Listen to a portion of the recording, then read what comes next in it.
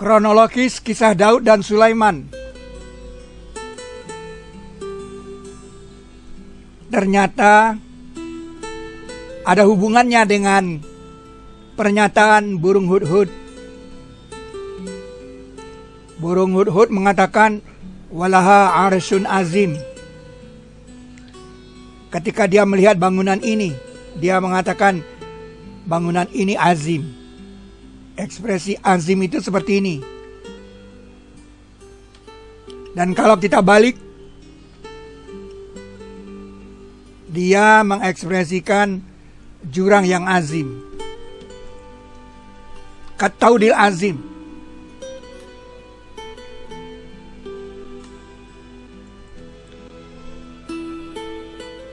Jadi yang satu mengatakan arsun azim, yang satu mengatakan kataudil azim, seperti jurang yang azim. Dan itu bermula dari sebuah kisah Nabi Musa membelah laut. Jadi Arupadatu itu adalah pusat informasi. Salah satunya informasi tentang kata azim.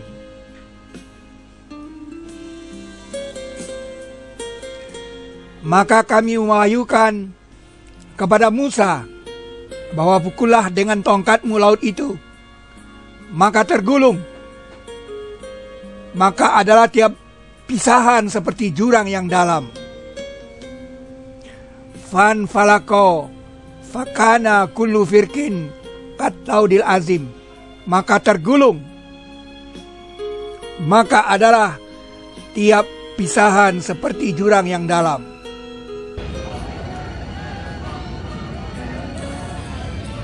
Walau di film ini tidak dilihatkan seperti jurang yang dalam,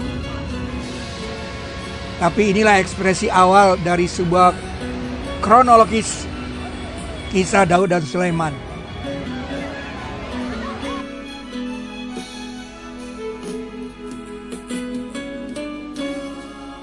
Berlalu waktu yang panjang,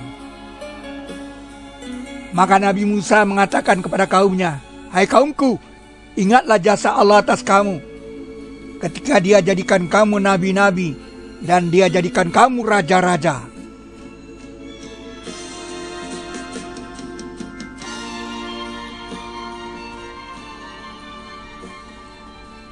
Anda bisa bayangkan, kaum yang baru diselamatkan dari kejaran Fir'aun itu adalah orang-orang sederhana. Kemudian sampai dia menjadi raja-raja dan menjadi nabi-nabi, itu adalah masa yang sangat panjang. Masa yang panjang yang sulit kita melukiskannya.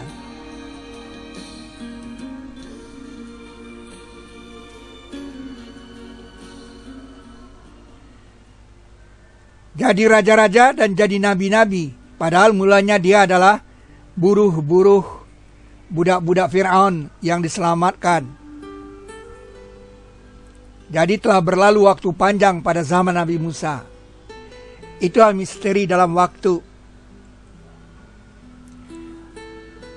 Lalu Nabi Musa juga mengatakan, masuklah ke bumi yang luas. Nah, di sini muqaddas artinya luas, bukan suci. Nanti kamu jadi orang yang rugi. Tetapi dia tidak mau, karena di dalam negeri itu ada kaum pemaksa, Jabbarina. Disinilah dikamuskan kata Al-Jabbar, pemaksa. Azizul Jabbar, penakluk pemaksa. Jadi Bani Israel tidak mau masuk kalau kaum pemaksa itu tidak keluar.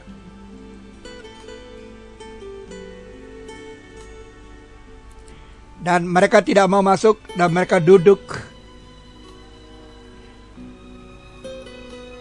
Sehingga akhirnya Nabi Musa mengatakan, aku tidak memiliki melainkan diriku dan saudaraku. Maka Nabi Musa minta dipisahkan. Pisahkanlah antara kami dan antara kaum yang fasik itu. Disinilah Musa dan Harun berpisah dengan kaumnya. Dan negeri itu diharamkan kepada mereka 40 tahun. Dan mereka terlunta-lunta di bumi. Inilah awal dari sebuah kronologis kisah Daud dan Sulaiman. Jadi Bani Israel itu bangsa yang nomaden. Terlunta-lunta, tidak tahu arah kemana dia harus pergi. Pindah dan pindah.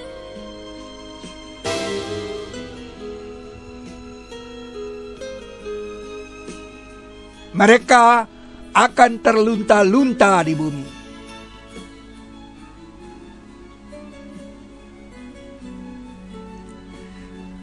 Ketika masuk periode zaman Nabi Daud,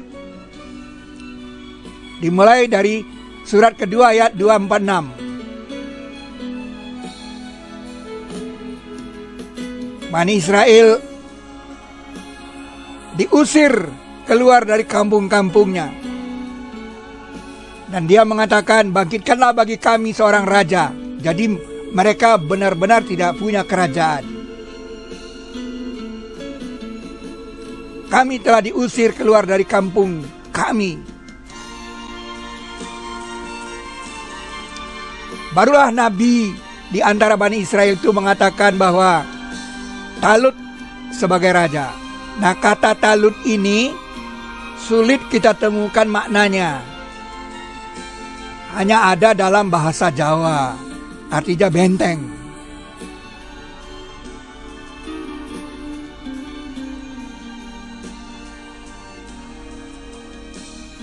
Nah, disinilah ada tabut. Di dalamnya yang menyenangkan hati.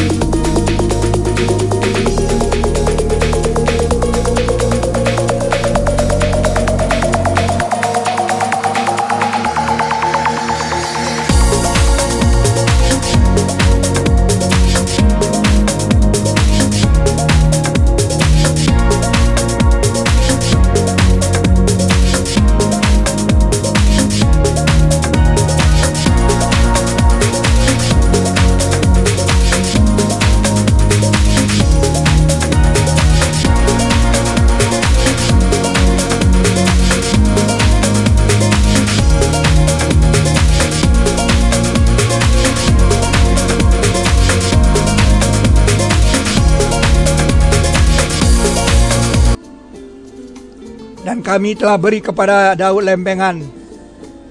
Jadi lempengan emas yang diberikan kepada Nabi Daud itu berisi gambar-gambar yang sekarang kita temukan di Borobudur.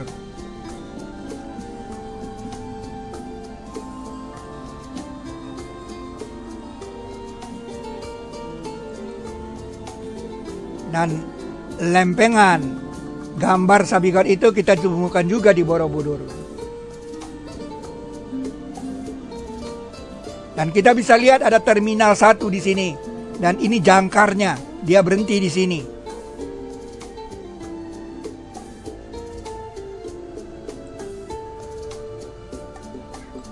Ini terminal 1 dan ini terminal 2.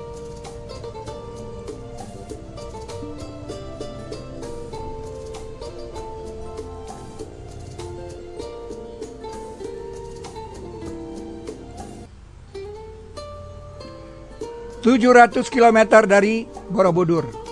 Dan terminal 1 ke terminal 3 itu jalannya lurus tanpa berbelok.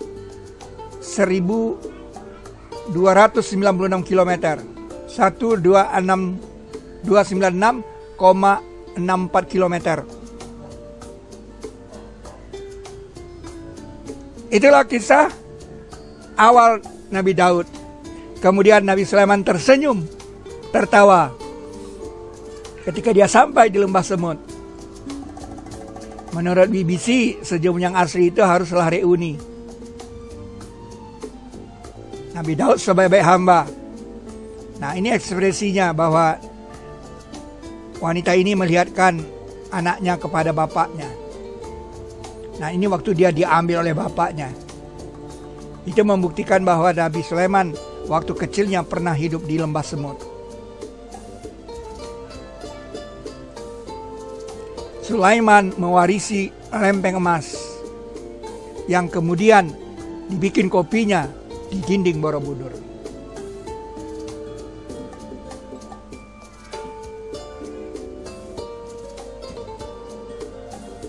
Sabarlah apa yang mereka katakan, dan ingatlah hamba kami Daud yang mempunyai tangan.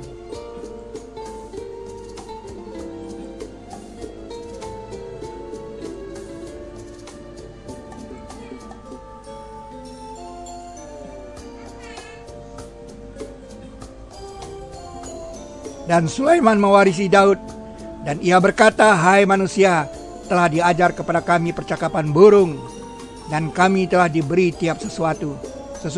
Sesungguhnya ini sungguh dia kelebihan yang nyata. Ini lempengan orang berbicara dengan burung. Dan ini orang yang mempunyai belenggu yang disebut Zulkifl. Dan dikumpulkan bagi Sulaiman tentaranya dari jin dan manusia dan burung, maka mereka dibagi-bagi. Ini sudah merupakan awal dari kerajaan Sulaiman. Dia telah mengumpulkan tentaranya dari jin, manusia, dan burung.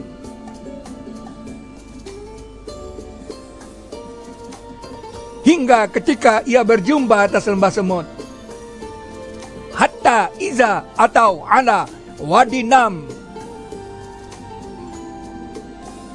Dan kata berjumpa itu dikamuskan pada kisah Bani Israel. Lalu mereka berjumpa atas kaum menyembah atas berhala bagi mereka, atau Allah.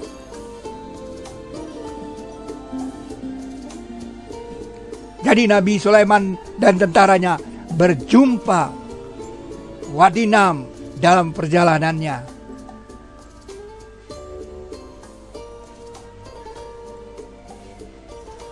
Dan pada waktu itu di sini Arubadatu belum dipindah. Setelah itu baru dipindah.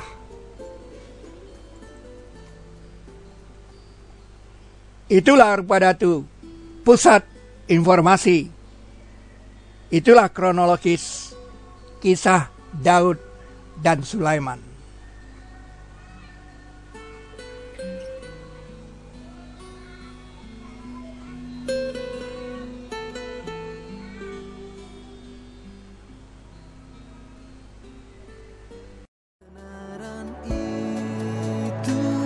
Atas semut, atas burung, pada batu yang tak bisu, atas tanah, atas langit, pada jiwa yang memuji.